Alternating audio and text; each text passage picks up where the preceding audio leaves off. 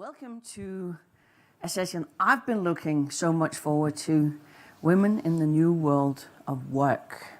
So I hope you will have it like me, that you'll learn a lot from this distinguished panel. Just prepping for this has been a journey for me. And I'm glad that we're in this lovely and cozy setting, because we're going to have a conversation. You're not going to hear a lot of speeches. You're going to have a lot of conversation, and I hope we'll all be on this joint learning journey together that will result in good action when we leave this room or turn off the web link. So I also want to invite you to tweet your heart out, #WEF19, because we also got to make sure that this conversation gets outside of this room. So my name is Katja Iversen. I am the president CEO of an organization called Women Deliver. And as we say a little polemically, women deliver and a lot more than babies. We're an advocacy organization. We work to drive investments, political, financial, social, in gender equality and girls and women. So looking at these issues is absolutely key. I'm also a strict time police. So as I told my fellow panelists here, I will be insistent, respectfully annoying if we go over. In Women Deliver, we work on the investment case in girls and women. We know it's the right thing to invest in girls and women from a rights perspective, but we also know that from an economic perspective, it really is smart. When you invest in women, there's a ripple effect that goes way beyond the individual woman. It affects families, communities, countries, economies, and everybody wins. So 2018 was a pivotal moment for gender equality. We saw it here in Davos with some beautiful speeches. We saw it when the G7 took gender equality as one of the big issues. And we see it in many of the economic discussions today, much more than we have ever seen before. But we are still, despite the progress we're seeing, we're still looking at a workforce that excludes some places, underpays, and overlooks a good chunk of the available talent. And what team would win if you put half of it on the bench? So the data shows, the World Economic Forum report shows that we have a severe gender gap, and that if we looked at the economic participation, and it would take 202 years for women to reach economic parity if we take the pace that we have now. And you know what? That's not just good enough. So how wonderful is it to be in a room, in a setting, where people actually have power to make change happen? I think it's great. And so we're gonna talk about the trends. We're gonna talk about what is the future that we want. Not that just will come, but that we want, because when you know what you want, you can go towards it. And then on some of the solutions. And it's not going to be a blame game. We're not going to focus on the problems because we know them. But we are going to look ahead and see what can be done. So I could talk a lot longer, but let me just get over to what is really important, and that is the how and the what, and then the what now. So we're so lucky to have this fantastic lineup, and it'll help us dig into the topic. And you can all read a lot more about them on the app. So I will be a little brief, but we have Alan Blue, Vice President of Products at LinkedIn, and one of LinkedIn's co-founders, and has really done some great studies about the gender gap in AI. We have, and can I just say, Mr. Blue, it sounds like a Tarantino movie. But you have not heard that. So what do I get to be then? Some of them died very violently. I don't want to be one of them. Jonas, you look like you want to be pink or not want to be pink? That's the question. And Janet Forty, Chair and CEO of Deloitte Consulting. And great author, very inspiring, and super public speaker. I heard her yesterday. And you often speak on the changing business landscape, the C-suite of tomorrow, tech disruption and leadership. Jonas, the interrupter, pricing, Chairman and Chief Executive Officer of Manpower Group. You are a renowned expert on labor markets and where it's going, the world of work trends, and very passionate about the workforce. So Michelle Sadlin, co-founder and CEO of Cloudflare. Sadlin, you've been named one of the top women to watch in tech by the Huffington Post and Inc. magazine. And also, if I may say, kind of the living proof of one of the beautiful living proofs that young people are not just the leaders of tomorrow; they're very much leading today. And to have followed your career around that, it's been great. So let's jump into it. I'll sit down, and I'll start with you, Jonas. So, according to the 2018 Future of Jobs, the top emerging jobs in the fourth industrial revolution include data analysts and AI machine learning specialists. Yes. And that's also where we have the growing demand for skills within this area. But what kind of skills, training programs, and really proactive steps must we take now to secure that place for women in the new world of work? Well, since we are talking about the world of work, maybe stepping back and where you started from, Katja, women's participation in the workforce is 20% less than men at a global level. And with the structural changes that are happening in labor markets, demographic changes, so slowing growth and or declining populations in a lot of the developed world, the impact of technology, individual choices, and the way companies are thinking about their business, the fastest way to generate additional economic growth would be to include more women into the workforce at all levels. So it's a macro issue, and for that reason very important, especially since all of you know, I'm sure, that women tend to be and are in many countries more educated than men at higher levels. So it's an underutilized human potential at a time when the world, and many of you representing companies here, are all looking for skilled talent to deploy into your organizations. When we then talk about, and you referenced here, a number of technical IT-related jobs that are specifically impacting the workforce in different ways, driving demand for a lot of skills in the tech area. It is true that women are significantly underrepresented in that part. And the degrees, for instance, in computer science today held by women is probably 18%. Sadly, it's down from 37% in the 80s. Now, of course, the numbers and the scale are different. Nevertheless, it is clear that women are underrepresented, and I'm sure, Michelle, you'll talk a bit more about this later on, in terms of what it's like in some heavy tech parts of the world, to be a woman, because it's not that common.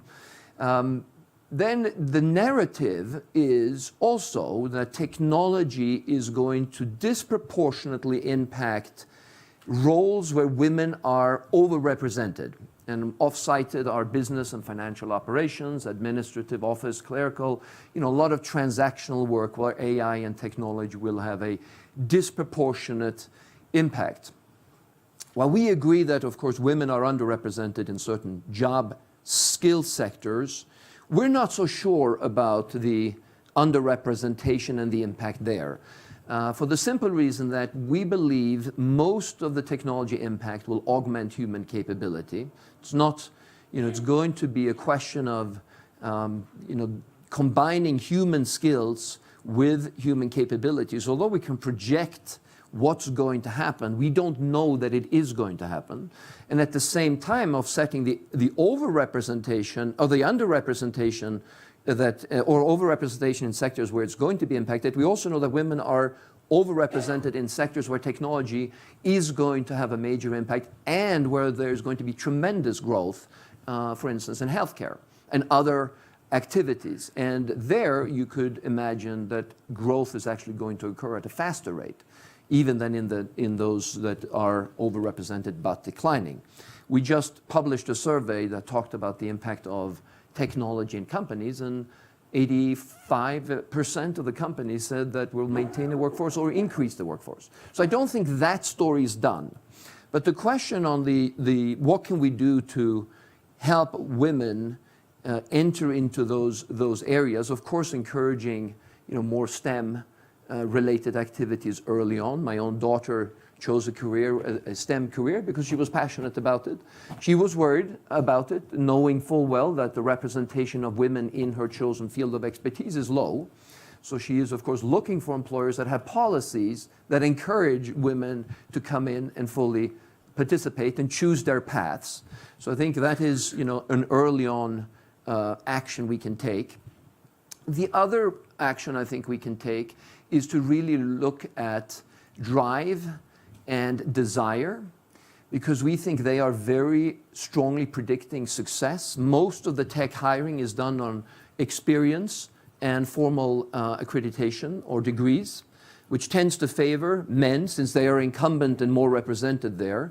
But we've run a short burst skill enhancement program in India with 1,500 Indian applicants, 60% of them women. The women were considered not sufficiently qualified, whatever that means. And we know that for women to apply fully to these jobs, they want to feel that they're overqualified. But in a short burst of 40 days, we are able to place 97% of those women. So this idea that you have to have a formal degree, and what I just said about computer science graduates, I'm not so sure that the future of education and the speed with which technology is changing is actually adapted to that. We think it's going to be much more of an iterative process, faster learning. And so therefore, if behind today, actually there can be pathways and ways of getting an acceleration that wouldn't talk about the 200 years to catch up. So I think whilst we should definitely recognize the issue, there is also cause for optimism as long as leaders address these issues, because in the end, I think it comes down to business imperative. It's not a program. It's not a sustainable development goal. It is real business strategy importance. And if you treat it like that, as you would anything else, you can and should be able to move the needle in the right direction. Thank you. Thank you. And if I may jump to you, Alan, because you've been looking a lot at numbers on, and LinkedIn been studying it together with the World Economic Forum. And it shows that in the AI workforce, it's only 22% of the workforce are women. Yep. So what is, what's the consequence of that? And what do we do about it?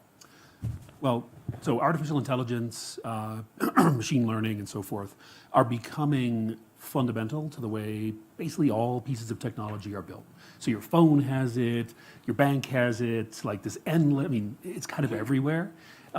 So it's important as we go forward to make sure that we are designing and building all of that technology the right way.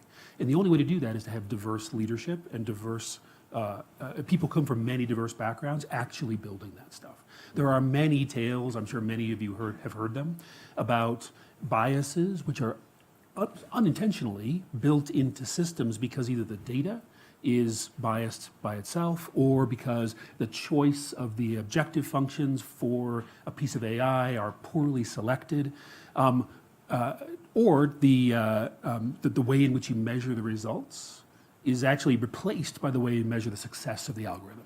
So a broader variety of viewpoints when actually building artificial intelligence can actually put us in a place where that technology, which is becoming so ubiquitous, is actually being built for all of us and not just for basically a bunch of dudes who are the people who currently run the technology around this stuff. Just very quick, what are a couple of those examples where we see the inbuilt biases?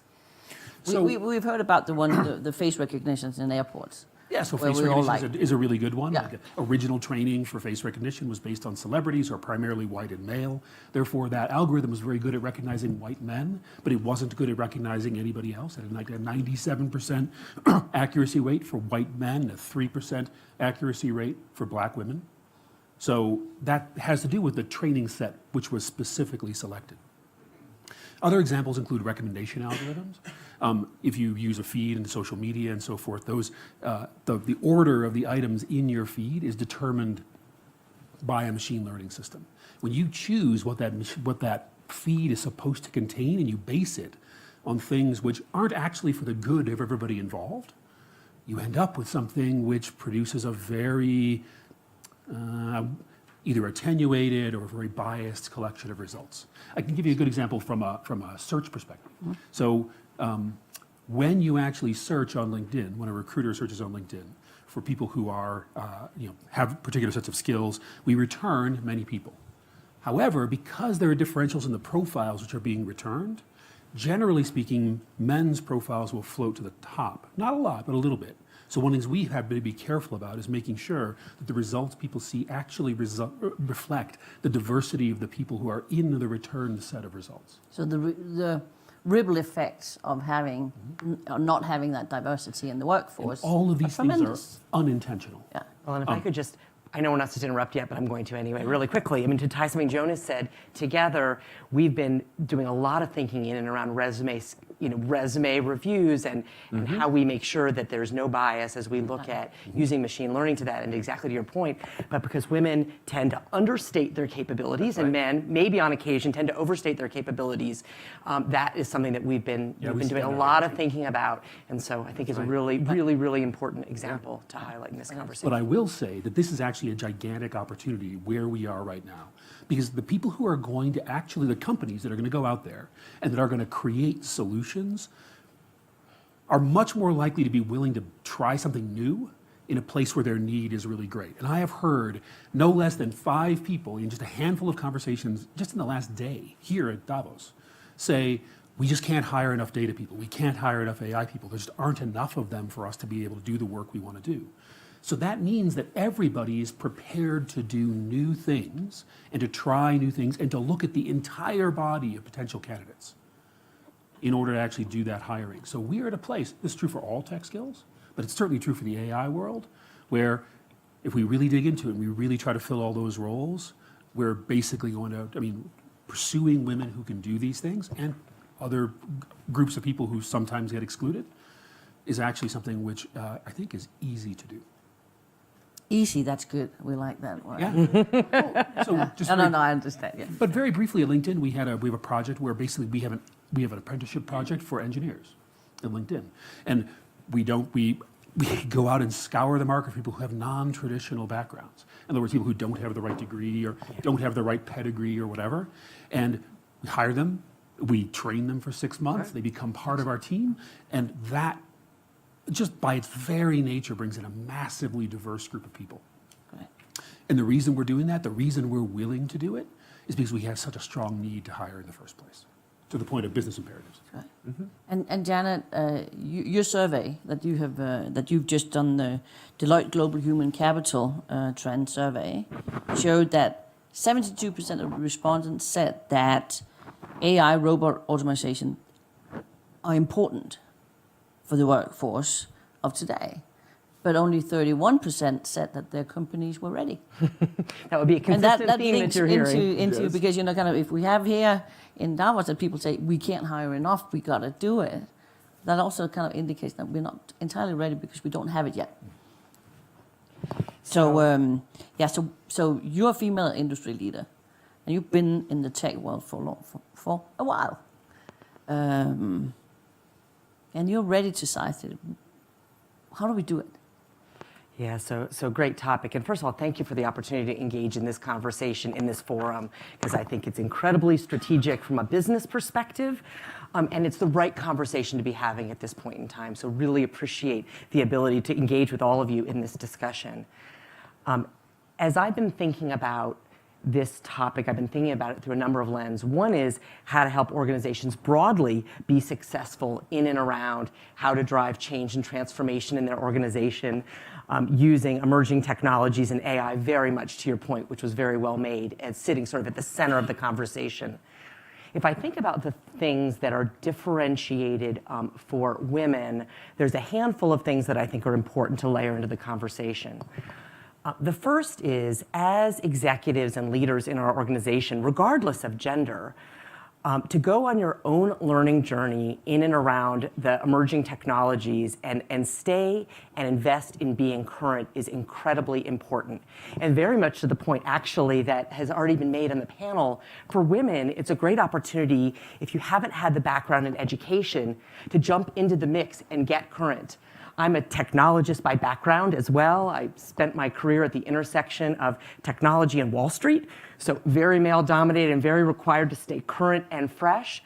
But for those people who haven't had that requirement in their career to date, this idea of getting current and staying current in technology in this era of continuous learning is a wonderful opportunity for women to jump into the conversation. Yep. We've driven a program to create tech savviness across our organization. It was actually conceptualized by one of my women leaders and led by her because she saw not only the need for the organization, but explicitly wanted to make sure that women were in that conversation at the more senior levels.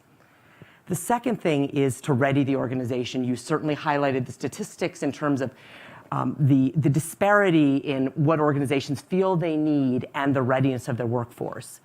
What I take confidence from and what we've seen change in the survey data over the last couple of years is the conversation has shifted to, I need all net new people, to I can invest in reskilling my existing people. So twice as many of our executives in a survey we just completed said that they were investing in reskilling their existing teams versus trying to hire all net new. And I think that's a really important part of the conversation. So how does that tie into women and developing women into being really effective in this dimension of the market?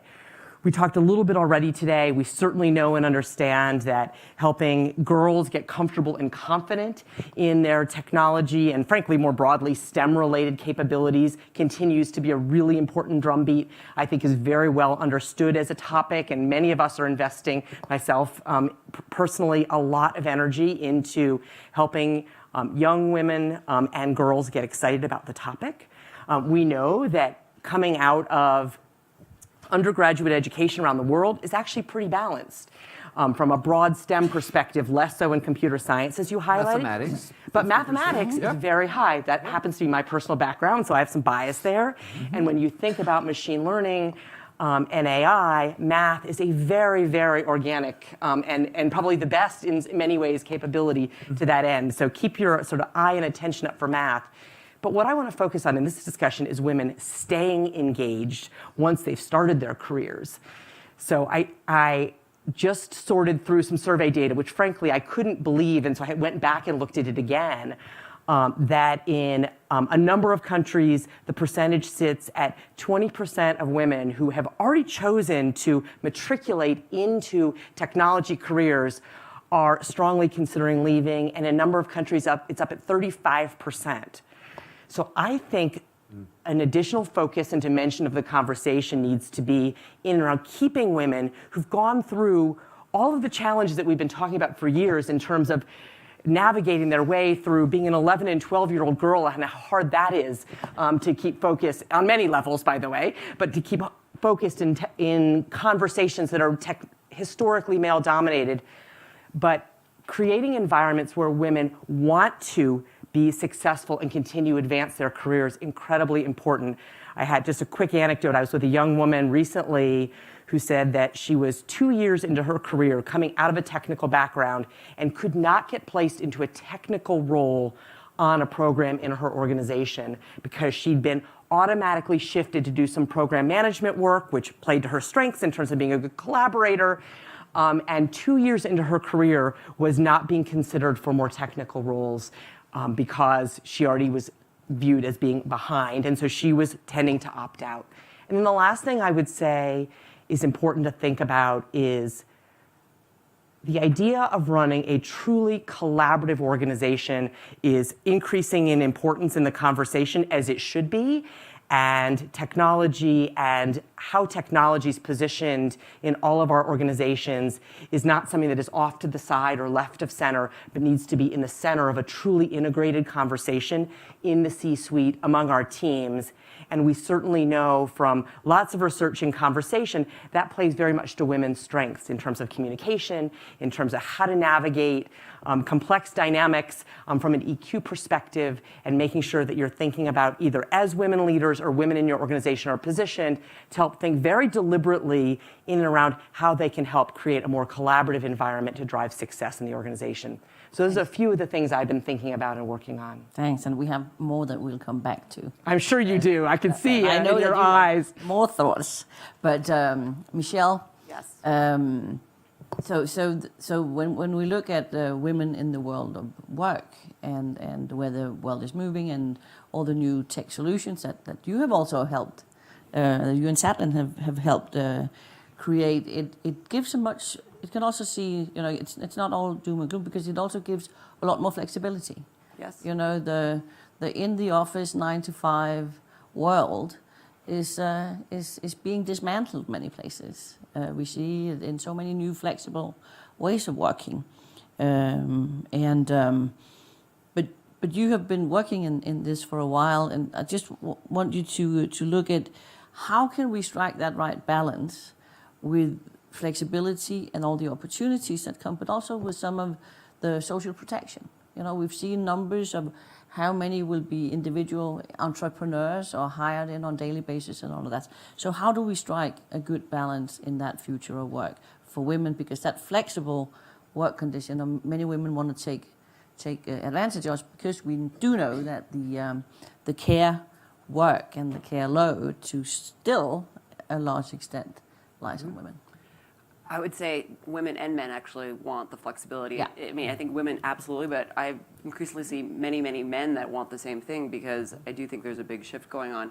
One of the things about the rise of technology and the tech companies, and again, there's been lots of things that we've gotten wrong, but I think in some cases, it has helped define how you can have a more flexible work environment for its employees. And some people really value that, and they flock to it, and they're very loyal to it, and they end up staying for a very long time. And I think that really speaks this idea of having more control over your calendar. And often it gets framed as 9 to 5, flexibility, work from home. I like to say control over your calendar. Do I have control over when I get to come into the office, when I get to go home? And it might be different on different days, because, actually at 3 o'clock on Wednesday, I want to be at my son's soccer practice. And by the way, I have to go to this doctor's appointment. I don't want to check with anyone. And I do think that a lot of the tech companies have started to do a very good job of giving employees control of their calendar, and that there's a lot of positive response to that. And when they go to look, say, okay, I'm ready to move on to the next place in my career, if another company won't offer that to them, they won't go there. Because once you have flexibility over your calendar, to have that taken away is very hard. And so if you're an employer in the room, I think thinking about how can I give my employees more control over their calendar, so they feel like if they're doing a good job and we have checks and balances and they're delivering in what they're doing on a daily basis and they're contributing, where they are at 4 o'clock in the afternoon, let them decide, right? They're educated, they're smart. I think that conversation is, again, as an employer, is really important, because there are other companies doing it. I mean, if you work at Google, you work at Facebook, these people have tons of control over their calendar, and it's really hard to get them out of there unless they have that and wherever they're going next. And so I'd say, as an employer, think of that. If you're an employee or you're thinking about you want to go in what you're doing next, you should be looking for that, because it'll drive satisfaction in your work and what you're doing on a daily basis. And so when it comes back to staying in the workforce and being saying, am I happy, am I satisfied? I think not all of it, some of it comes back to, do I feel like I'm being treated like an adult and that I have control over what I want to do, and so I can balance all the things that are important to me, whether that's exercise, whether it's family, whether it's extracurriculars, nonprofits you're involved in. I mean, people have a whole broad portfolio of things that they're interested in. It's different for different folks. But I think, again, if you have control over what you're doing, and I think this is really important trend that's going to continue to grow, and the companies that do that are going to win in terms of attracting the best people to them. And if you can attract the best people to your companies, you have an advantage over your competitors. That's right. And I think that, again, that will look different for different companies, but I really do encourage you to think about it. The one thing I'll just say as an entrepreneur, and it's come up a couple of times here, and this is, again, if you want to start a company or you're thinking about, actually this AI thing sounds really important, but I don't really even understand what that means. And it's come up about fast learning. I always say, like, the rate at which you can learn is a huge advantage. And if you're curious, you can almost solve any problem. And it's, if you don't know what AI means today, I'll take a step back. Cloudflare, we're a performance and security company. We run one of the largest global performance and cybersecurity companies in the world.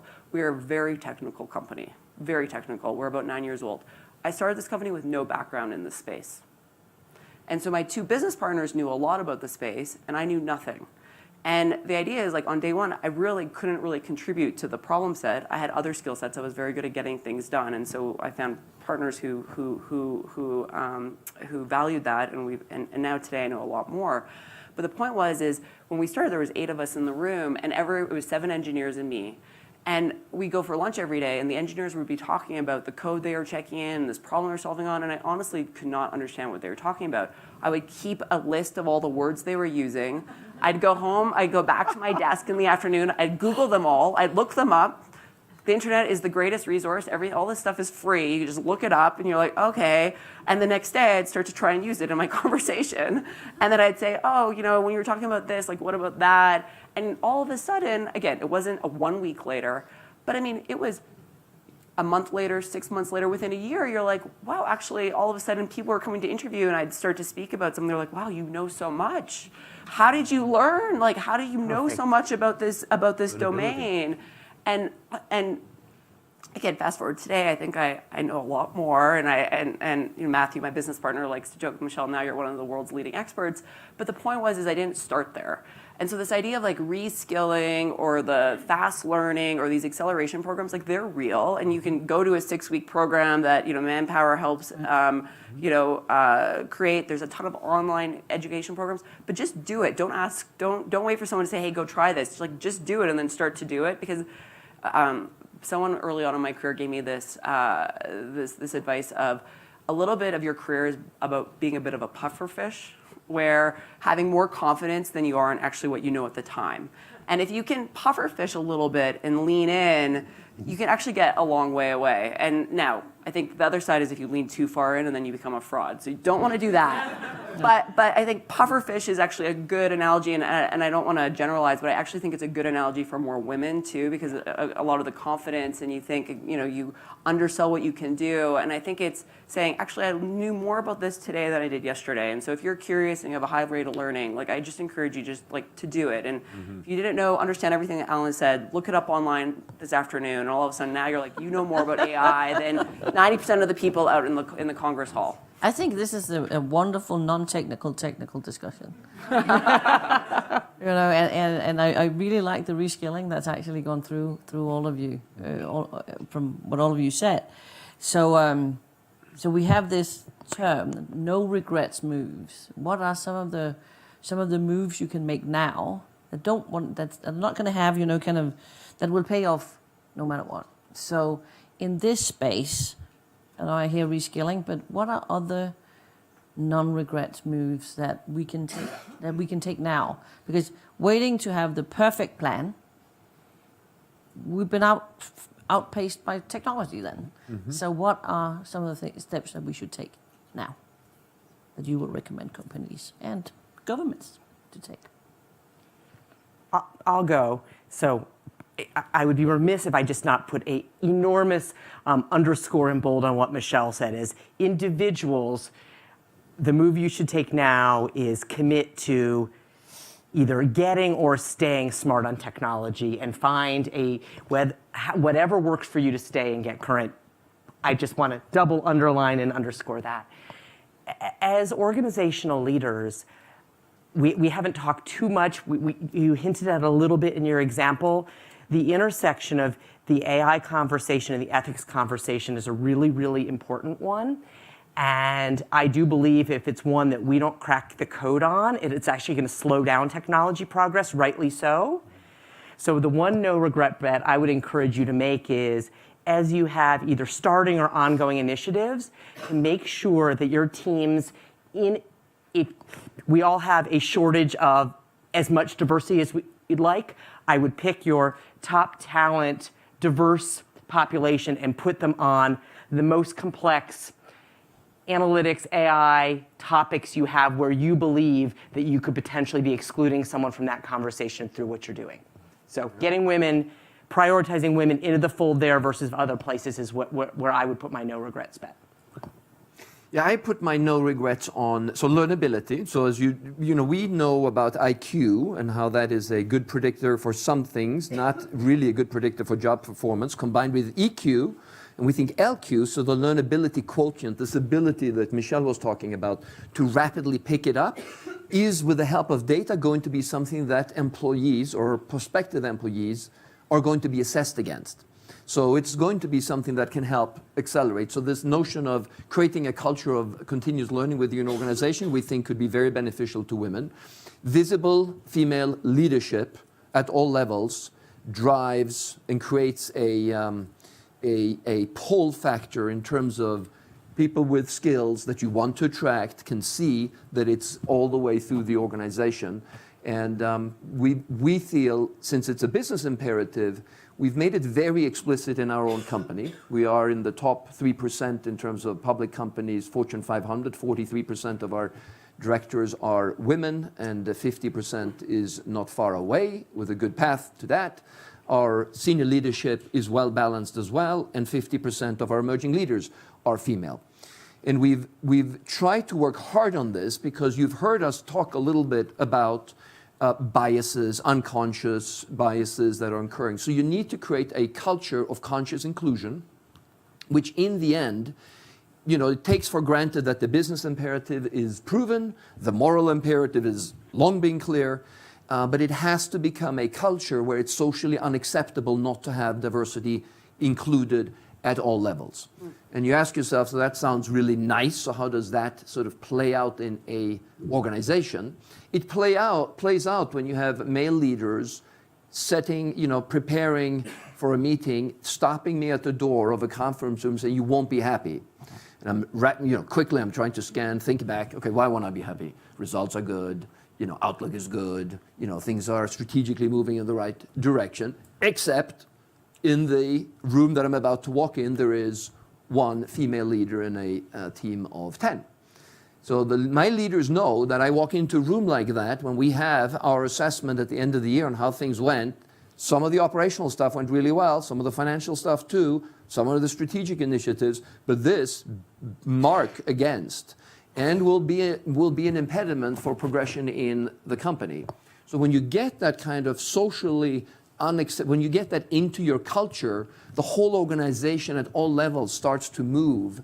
And we have been surprised that when and I'm not saying we're perfect, number one, and I'm not saying we're there, number two, but I've seen enough to know that when you tackle it as a cultural issue blocking strategic progress, like you would do on any other very important business imperative that you as a CDO have to push through, we can see the needle move and do so across the organization to a much greater extent than, you know, we had programs around gender diversity, diverse slates that everybody had to have before anybody could be hired.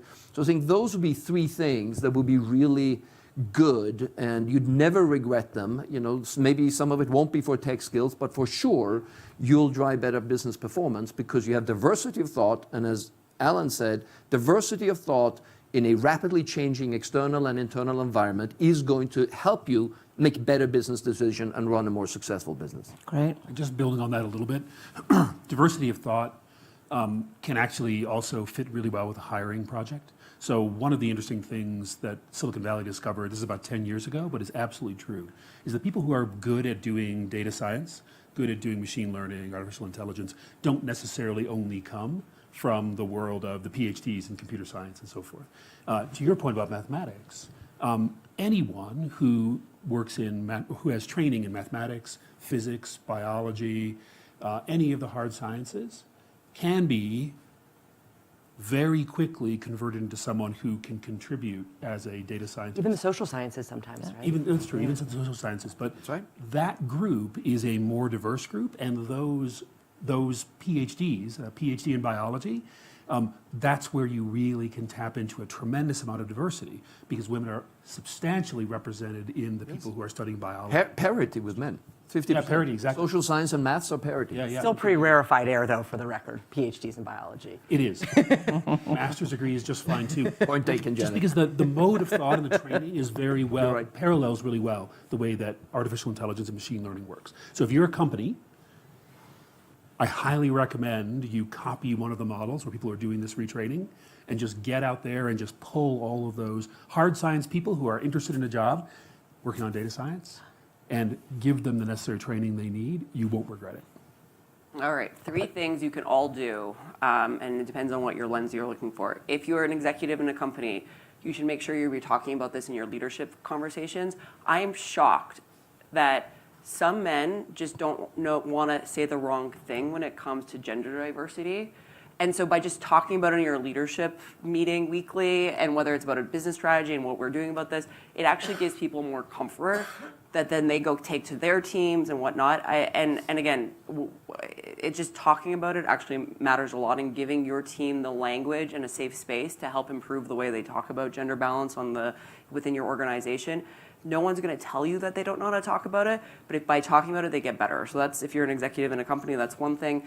Second thing is organize a dinner, invite the 10 most powerful people you know, and ask them all to bring somebody who is undiscovered.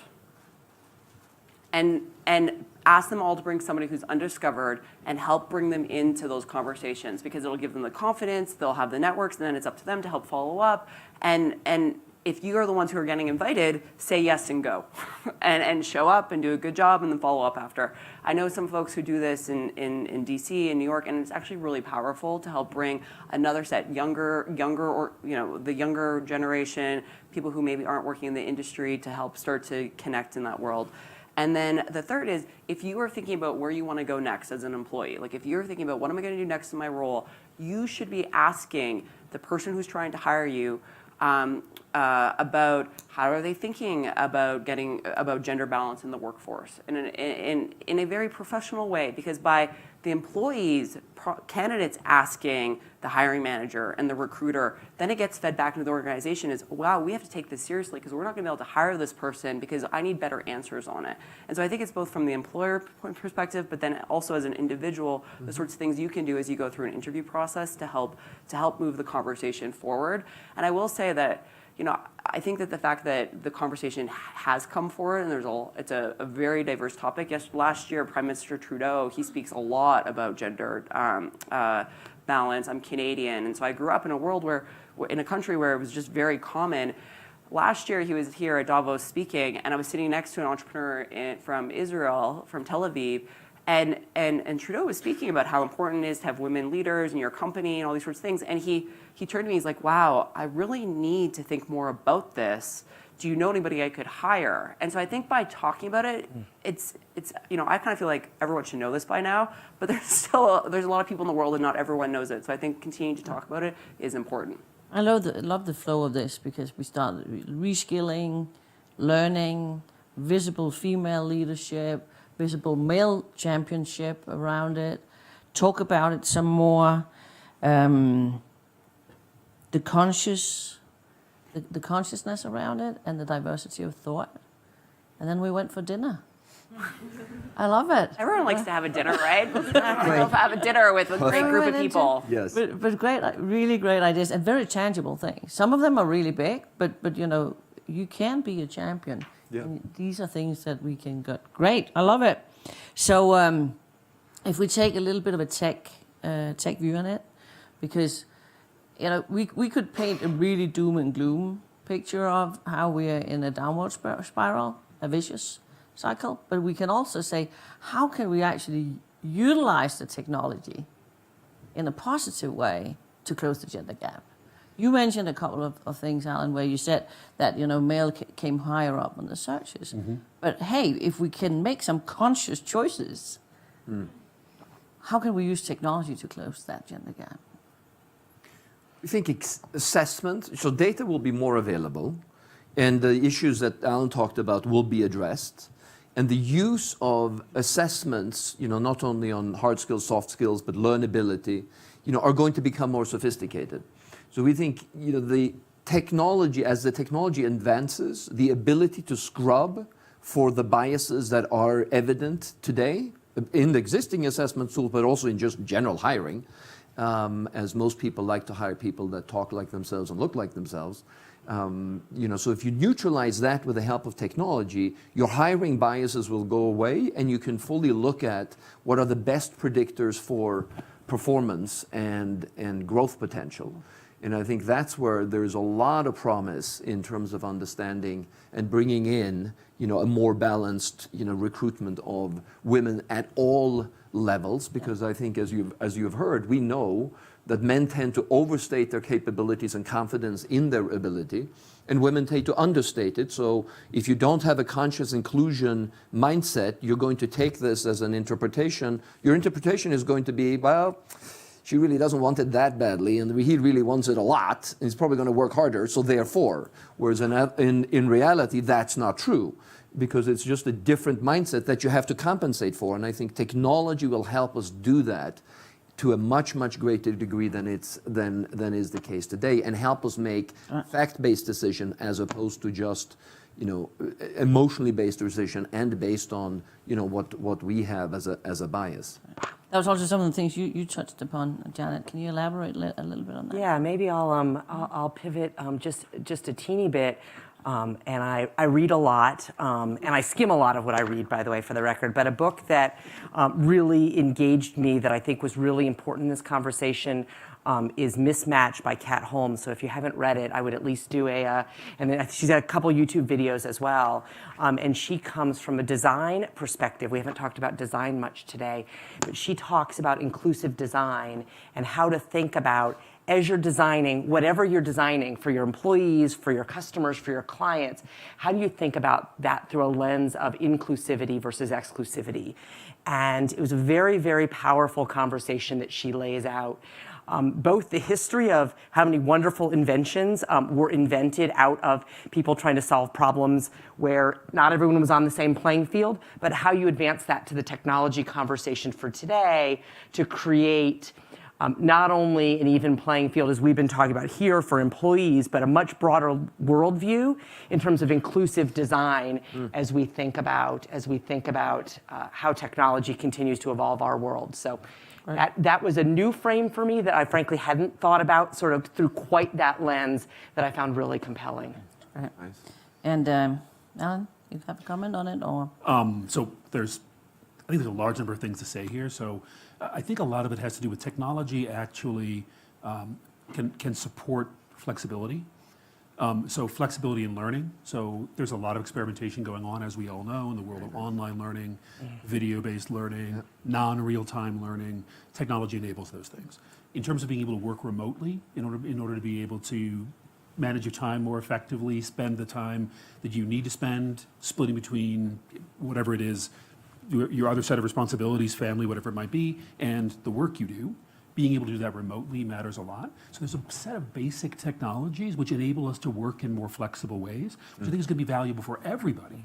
Even when I think about the future of work for somebody who is, let's say somebody who's been working a retail job and wants to move into a job which is more high tech, getting the flexibility from that job necessary to be able to go do the training you actually need is like essential.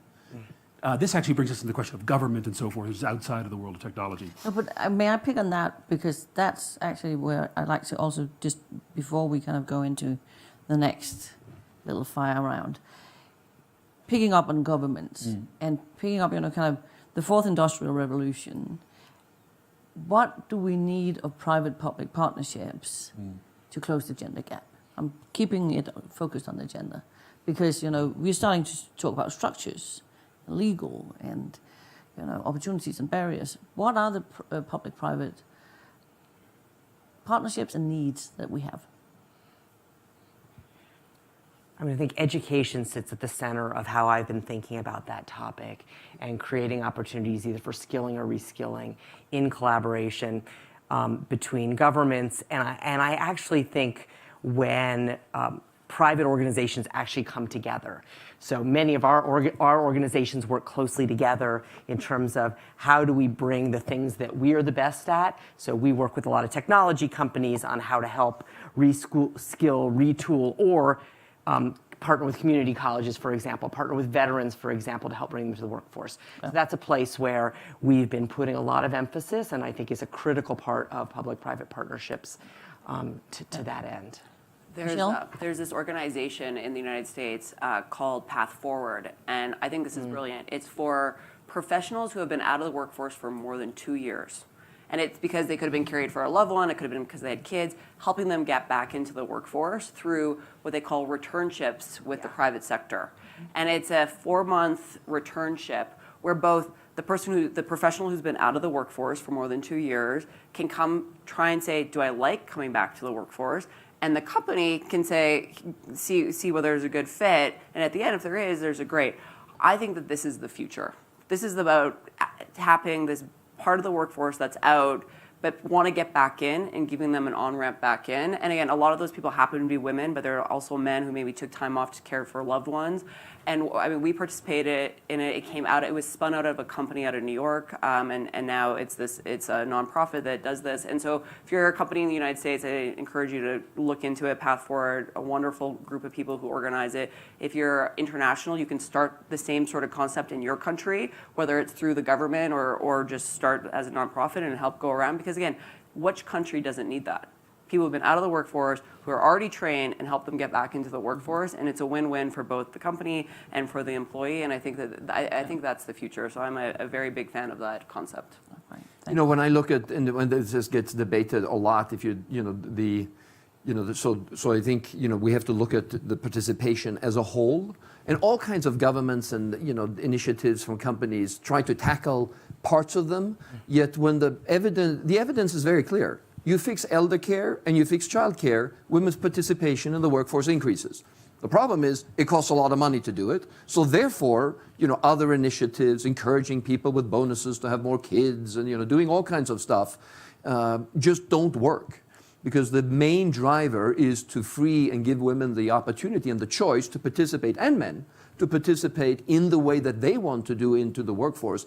But if you don't solve those basic fundamentals, you are going to, for sure, have less women participating in the workforce to their fullest potential. So whenever I hear these debates around, what else can we think of that could, make it easier for women? Pretty straightforward. I'm like, it's pretty straightforward. It is expensive, so you have to figure that out, and you have to be committed to doing that. But all countries that have that as a base layer have much higher participation rates, parity in participation rates, and then men and women can choose whatever version of, participation that they choose and that they want to have.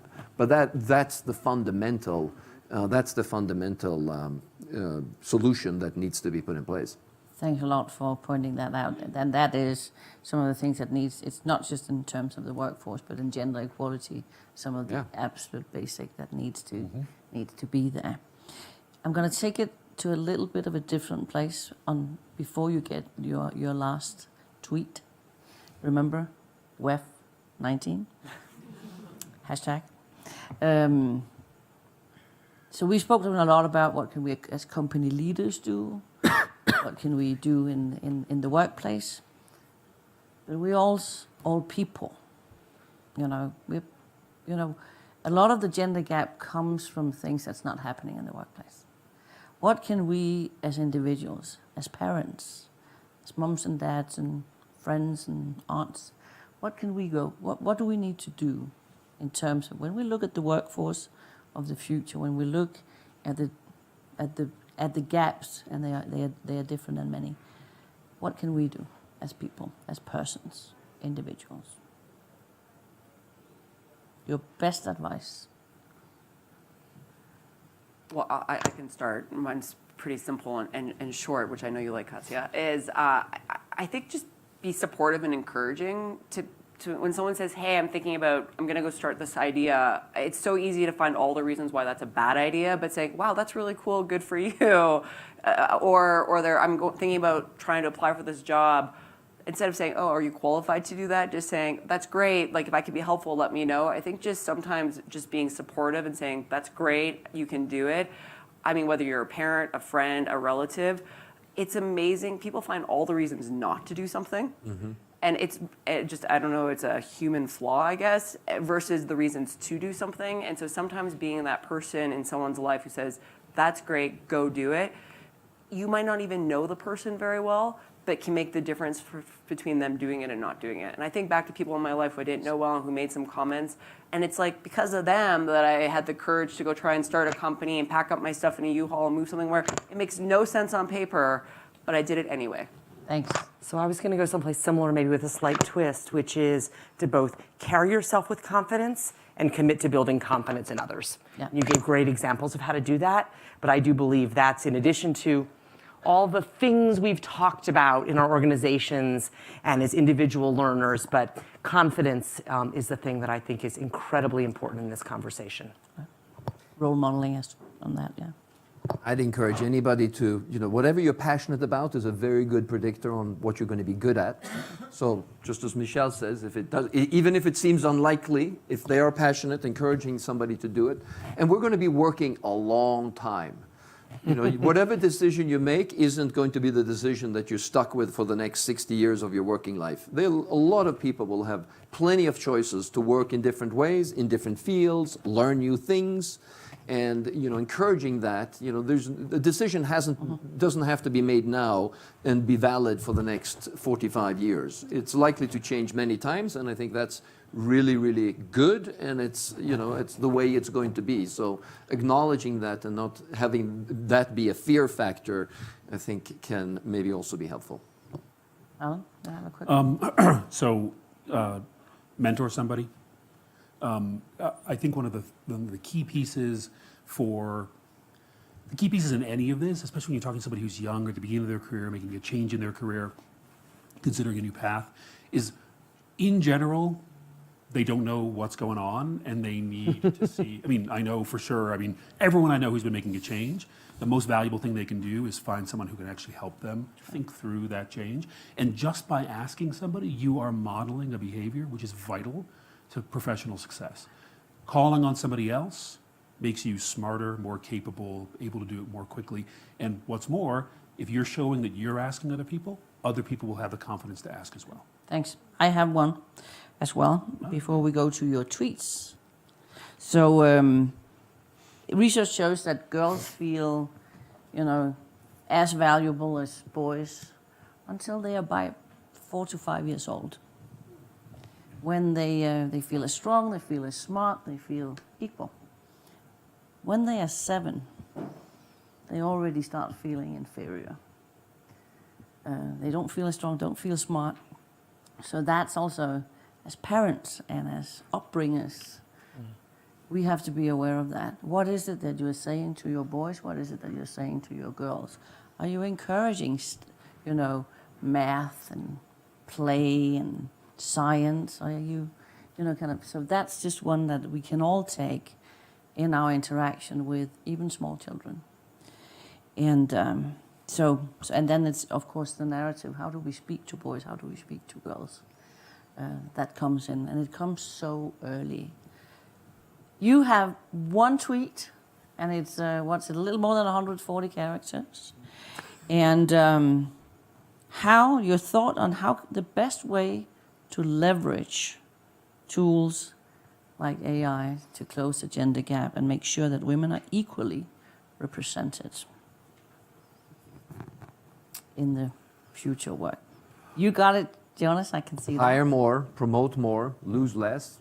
#women leaders, #learnability. Love it. Woo!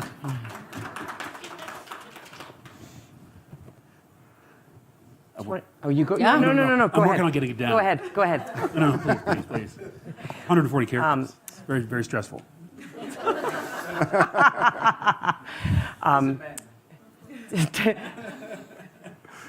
2019, when ethics and technology come to the center, women have to lead here. #women who lead. #women who lead. Did you get it down, Alan?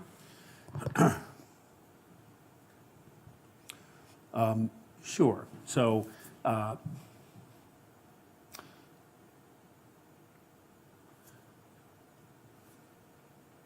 we rely more and more on machines helping us make good choices. Women need to be there to help machines make good choices. Lovely. Oh, that's really good. Nice. Well done. While there are more men than women in the workforce, there's no better time to be a woman in the workforce. I'm optimistic for the future. Hashtag WEF19. WEF19. Thanks. There we go. So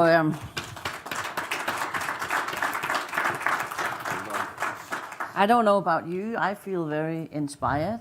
I also feel less anxious because we got good people on it. And we got good people on it to really look at consciously how do we close that gender gap.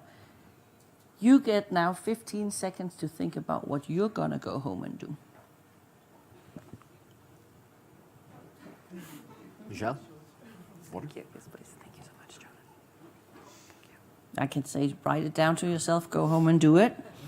But, and I also urge you not to let this conversation stop here, because, you know, words that not lead to actions are worthless. So really take it home and look at what in your situation, in your company, in your government, in your situation, your family, what is it that you can do to make sure that women are equally included and leading in a global workforce and in general. So Women Deliver has a little occasion where it can be discussed more. We are the hosts, or I'm the host with Prime Minister Trudeau of the world's largest conference on gender equality in 132 days. Not that we're counting or anything like that, but it's 7,000 people on site in Vancouver, Canada, and 100,000 off site. And one of the discussions we're going to have is in the private sector pre-conference is about the future of work, because we really need to keep the not only conversation going, but the action growing. So I encourage you and invite you to join us in Vancouver or online for those debates, and really to take action on this, because it takes all of us. It's everybody's business, and it can't be business as usual. Thanks a lot. If we scale up the status quo, we'll never see the change we need. Right. Thanks a lot to a great panel. Thanks a lot to a great audience.